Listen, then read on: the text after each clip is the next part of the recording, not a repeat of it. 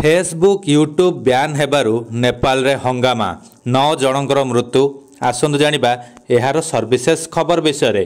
नेपाल रे social media Facebook WhatsApp एवं x समेत 26 टी सोशल मीडिया साइट उपरे बैन लगाइबाकू निष्पत्ति नैथिले सरकार। एबे एहाकू विरोध करी रास्ता को ओह्लाइछंती नेपाल रो जेनजी पीढ़ी, जी कि 1996 रु 2010 मसीह जन्मित व्यक्ति मानकू जेनजी पीढ़ी बोली कहा जाए। सोशल मीडिया उपरे प्रतिबंधक लगाजिबा नै घोषणा करिबा परे एहाकू विरोध करी जाति संघरे नेपाल रो जेनजी प्रदर्शनकारी माने प्रवेश करथिले। एबे सूचना मिलिछि जे नेपाल रे जेनजी प्रतिवाद आंदोलन तीव्र होईछि।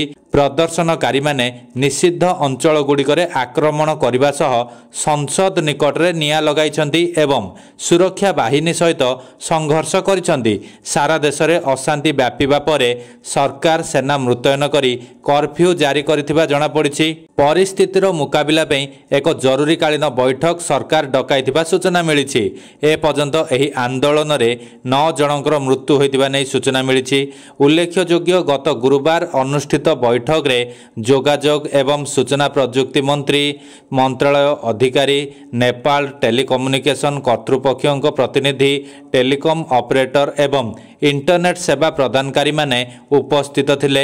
एही बैठक रे समस्त अणपंजीकृत प्लाटफर्म गुड़ी को तुरंत प्रभाव रु निषिद्ध कराजिबाकू निष्पत्ति निया जाइथिला। वर्तमान नेपाल रे वाइबर, टिकटॉक, भिटक एवं निम्ब्यूज भली प्लाटफर्म पंजीकृत अछि।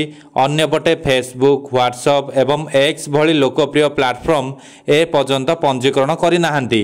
जोगाजोग एवं सूचना प्रजुक्ति मंत्रालय स्पष्ट करी कहिथिला जे एही निषिद्ध सारा देश रे लागू हेबो। एही प्रतिबंधक Facebook, messenger, Instagram, YouTube, WhatsApp, TikTok, LinkedIn, Snapchat भली अन्य प्रमुख सोशल मीडिया पई लागू करा जायतिला।